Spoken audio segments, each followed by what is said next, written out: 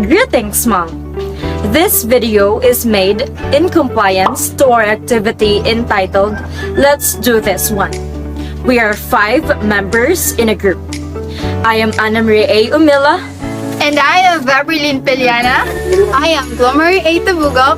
And I am Christine Chloe Pablos. I am Giselle Serrano. Then, Let's get started! for this activity, we've chosen the Coca-Cola Company.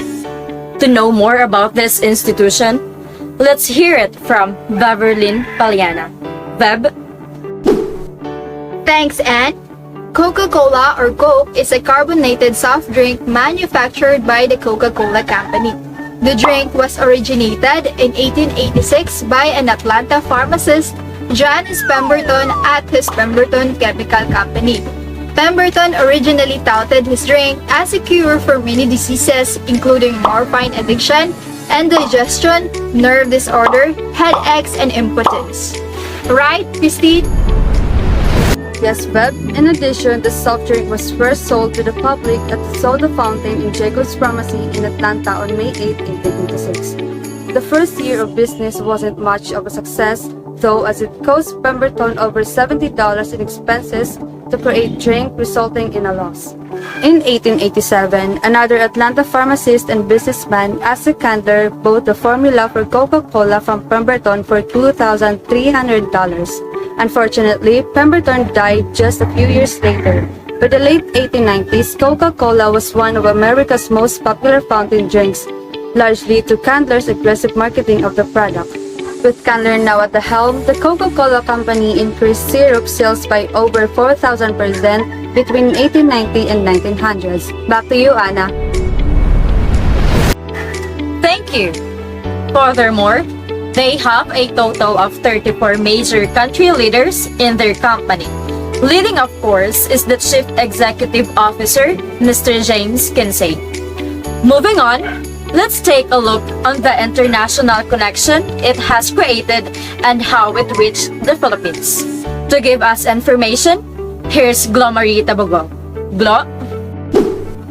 Thank you, Anne. As a company who have just started its business, the very first international connection they have created is to their neighboring country. Now, how does this connection started? The drink they sell at the start of the business is by glass. After being recognized by the public, year 1899, Coca-Cola moved from a glass of drink to a bottle. For this to happen, they widened their production and made a franchise partnership in some areas in Guam and Europe for bottling production. As the product continued to be known, they also continued to expand in Australia, Italy, Norway, South Africa, and etc. We can notice that these countries are ally of the country which the Coca-Cola originated. Thus, the trading of goods and communication is easier. During World War II, instead of closing down the business because of the conflict, they are actually contracted by the federal government to supply the troops with its products. And that wasn't the end of its expansion.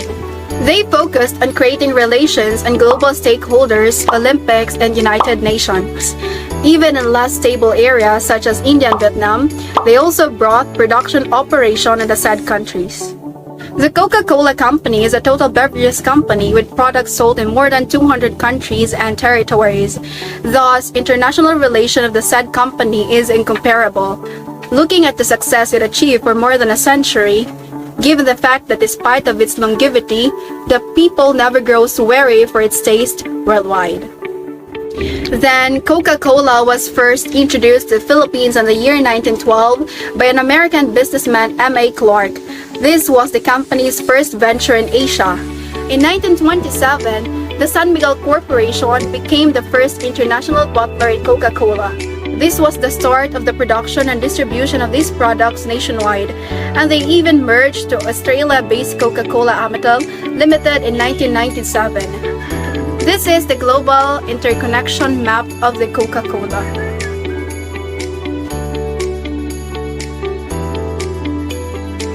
That's all. Back to you, Anne. Thank you. Now that we already know its origin and how it reached us here in the Philippines, let us now answer the 2 main questions in this activity. The first question is, how does this institution influence global economic activity? And how does it affect economics in the Philippines? Do you have a word with that, Giselle? Yes, and I have lots of words. Coca-Cola is a large multinational company and has operations all over the world. Its various bottling partners provide more than beverages in the countries where they operate. They provide a source of economic growth and innovation by providing jobs to their laborers. The company was able to provide job opportunities in over 200 different countries worldwide, which would definitely build and enhance the economic development of one's country and the whole macro global market. For example, it can be said that its job at Coca-Cola creates 10 further jobs in other business sectors, especially in the supply industry, transportation, and retail. It's clear that Coca-Cola have huge economic impacts internationally, having affected the world through their advertisement and through their diverse range of communication. Furthermore, the company not only has this created vast amount of job opportunities for developing countries, it has also provided a social network for countries as Coca-Cola gives 1% of the operating profit to social initiatives.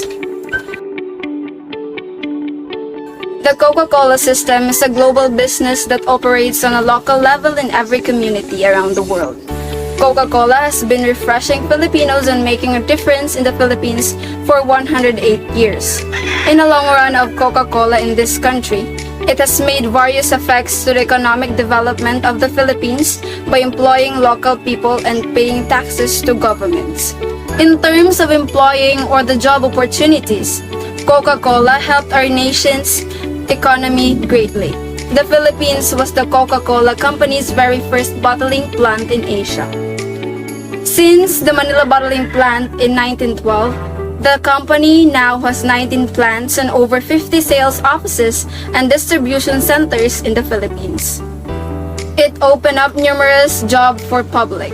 Coca-Cola Philippines has generated more than 10,000 direct jobs and 6,000 indirect jobs for the Filipinos, even boasting the fastest production line in the world at its Santa Rosa, Laguna plant.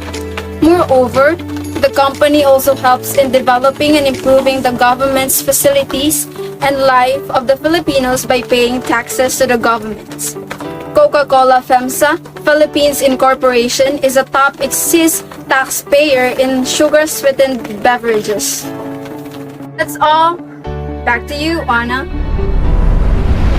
And that would be the end, ma'am, of our discussion. Once again, I am Ana Marie A. Umila.